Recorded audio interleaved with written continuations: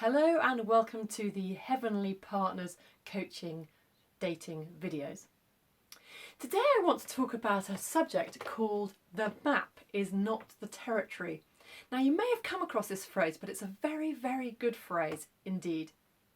What this phrase means is that the chatter inside our head, that's the map, does not really relate to the territory, to real life.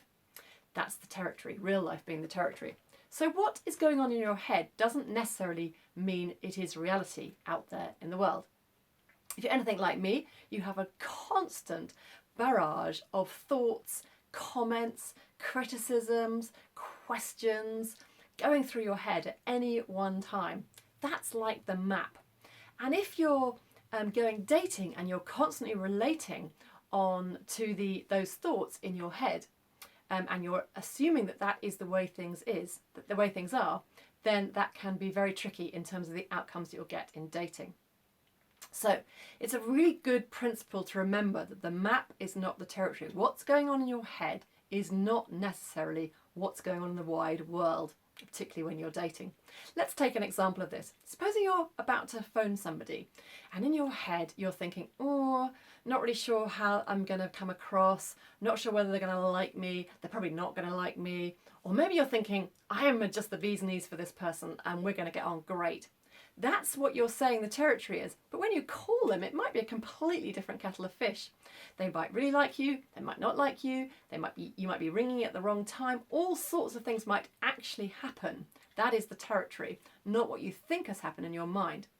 Now this is very, very important if you're lacking a bit of confidence, for example, and you've got negative thoughts going on in your head. I know that's common for many of us. We're our worst critics, and we are the people that give ourselves the hardest time. If that's you, then this map is not the territory is terribly important. Let's take another example. Perhaps you're going to meet somebody for the first time. You've been talking to them over the phone, you've been emailing them, perhaps you've even written a letter, and you're going to meet them for the first time. And again, in your head, how do I look? Am I looking okay? Am I going to be on time? What am I going to say to them? Will I have enough right conversation? All those things going in your head, and perhaps you're thinking, oh, I'm not very good at making conversation. I'm worried that the conversation is going to dry up. All of that is just stuff going on in your head. It's just the map. Imagine a map that was terribly wrong. So it had rivers in the wrong place and towns in the wrong place.